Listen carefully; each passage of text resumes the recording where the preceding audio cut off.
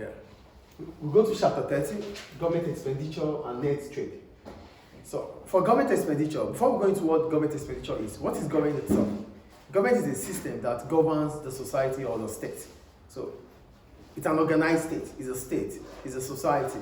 So we need someone to govern us, we need someone to direct us. That is what the government does. So government is a system that governs an organized society or state. That is what government is. So why do government spend? So it means government needs to intervene in the society. So if government has to intervene, drop that place. If government has to intervene, government can do that through spending. So government intervenes in the society through spending on a wide range of goods and services. For example, they fund public goods such as defense and court system. Also, they fund merit goods such as education and health. So when we look at public goods and merit goods, public goods are goods that are non-diverse and are non-excludable. So the consumption, you consuming it so doesn't stop me from consuming it.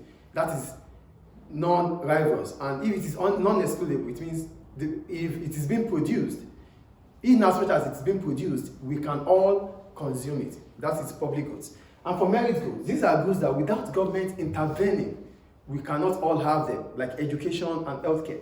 So just imagine if there's no public schools. If there are no public schools in the society, some people will not be educated because they might not be able to afford private school. So with government intervention, funding public schools, it makes education to become affordable for everybody. Do you get, yes? What do you mean government intervention? Government coming into it to solve, it's a problem, it's a market failure. So government trying to solve that problem, that is intervention. So government intervention can come through spending. So most of the time, when government has to spend, they use fiscal policy. We call it fiscal policy, which is the use of taxation or subsidy to intervene or to correct or to manipulate the economy. Do we get fiscal policy here? Yes. So government intervenes, but if government has to do the intervention, it does it with fiscal policy, which is the use of taxation and spending. I think that is clear.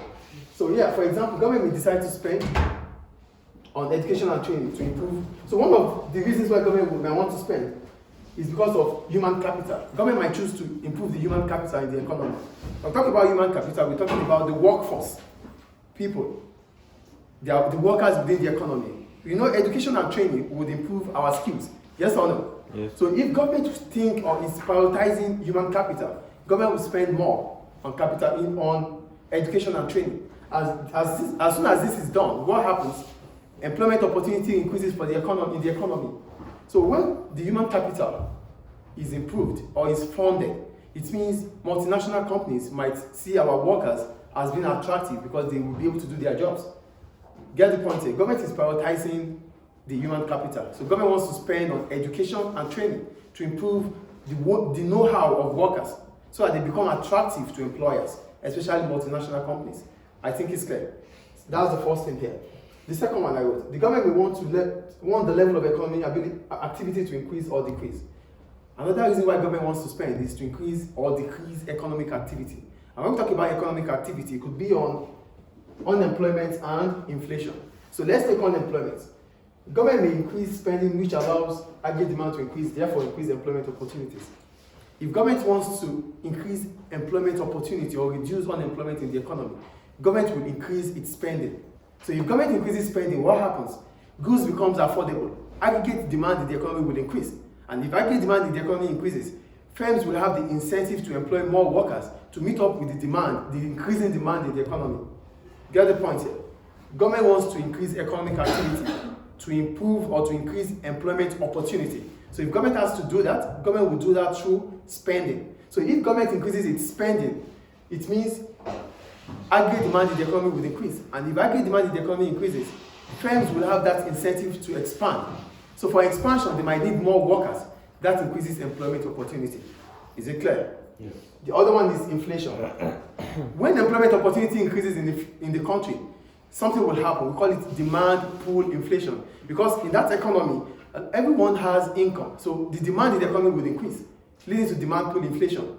Demand pull inflation, inflation and employment are reversal. So if employment increases in an economy, it will lead to inflation because demand in the economy will increase as the level of income would rise. You know, increase in employment means increase in level of income. So if income increases, demand in the economy would increase, leading to demand pull inflation.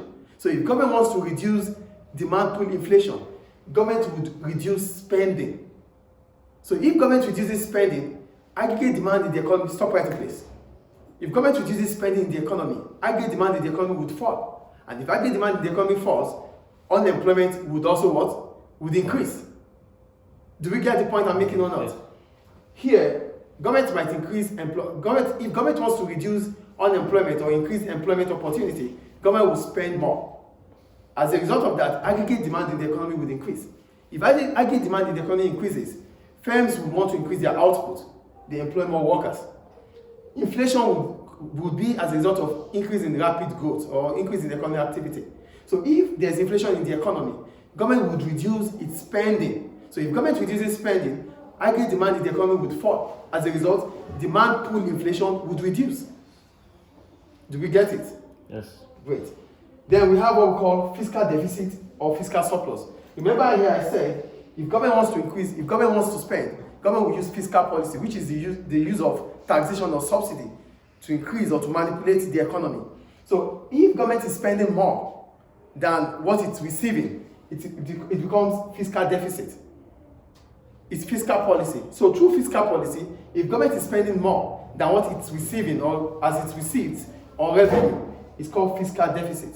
On the other hand, if government is spending less than what it's receiving in terms of revenue, we call it fiscal surplus. Do we get the difference here? Yes. There's fiscal policy, the use of taxation and subsidy to manipulate the economy. If it is fiscal deficit, it means government is spending more than what it is receiving. And if it is fiscal surplus, it means government is spending less than what it's receiving. Do we have any questions about it? No. Are we sure? Thank you.